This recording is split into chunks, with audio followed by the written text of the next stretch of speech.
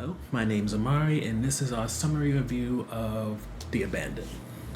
So, to summarize, in The Abandoned, we focus on Deputy Captain Wu, who recently lost their fiance, and because of that, they've been in a bit of a downward spiral. Something that is only paused when, as they are in the process of joining their fiance, they discover a dead body and then get assigned to a case which has them trying to find and stop the murders of migrant women. So getting to the review, the highlight for me is that, well, there's two highlights. The first one is that it is a quality mystery in terms of who did what, and while admittedly, as we'll know later on the fence portion, you don't get equally invested in all characters involved with the mystery, especially in regards to their safety as things get potentially bloody. I will say it's undeniable that you will get very much invested in who is hurting, kidnapping, and likely killing all these migrant workers. And what I also appreciate is that when it comes to Abandoned, it's not trying to be like overly clever. It is not trying to pursue an overly simple route either. It finds a nice middle, so it respects the viewer enough to give them little hints and crumbs about who could have done it, yet at the same time, it doesn't go for an outlandish twist in the end to kind of give a gotcha type of vibe. So getting to the second highlight, what I appreciate is that when it comes to Deputy Captain Wu, as much as you can recognize that her mental health, maybe also emotional health, is in a bit of a decline and maybe it's just plateaued, the movie doesn't really try to push anybody or anything on her to kind of alleviate it in a way that feels kind of weird. For example, this film doesn't try to push a new love interest her way. And while she does get a rookie partner with her for this investigation, they don't make it so the rookie is kind of this, comic relief character who tries to make her lighten up or get over what she's feeling. The film very much recognizes that she is going through it.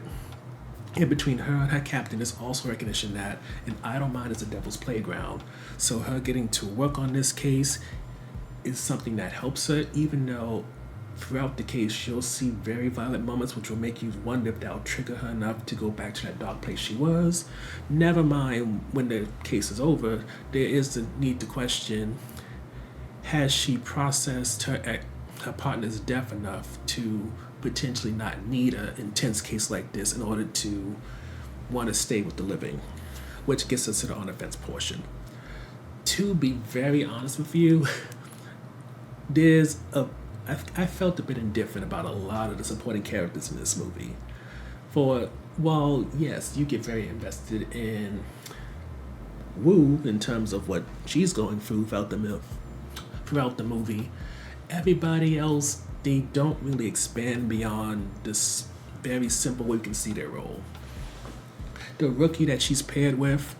while it's a wonderful thing that this rookie doesn't try to become her best friend, try to find camaraderie since they're both women and cops, at the same time, because she doesn't really evolve beyond being a rookie, when it comes to the many life and death situations in the film, you don't really get much of a reason to be like, oh no, don't hurt or kill her. If she dies, she dies. And I mean that not in a way to be rude, it's just you don't learn much beyond her name, that she was a topper of her class, and that's about it. The same goes for their captain, who you recognize is, at the very least, he's a nice man since he understands that Wu has just gone through a lot, but at the same time, again, there's no real backstory, there's no real information for him to be more than a title, minimal information, and that's it. And I would even bring it to this character named Xiang, who is involved with the whole migrant, what's the best way to put it? He is involved in getting migrants over to what I believe is Taiwan, getting them work, and he gets heavily involved in the investigation because one of the victims is his ex-girlfriend. And even when it comes to him, I would say that after some point, he's just part of the migration exploitation, and yes, he just so happened to like and fall in love with one of them, but as for, again, caring about whether he gets hurt in the process, especially once the killer's revealed and all that goes on,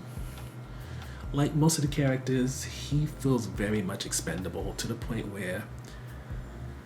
while them feeling expendable doesn't necessarily hurt the movie, it does make you see different ways it could have been better. But overall, The Abandoned to me is very much a straightforward murder mystery, which may lack a certain flair in some ways, but it still remains intriguing enough to want your interest, even as you start to realize outside of Deputy Captain Wu, most of the characters, they just don't have much to give beyond whatever way they can support her.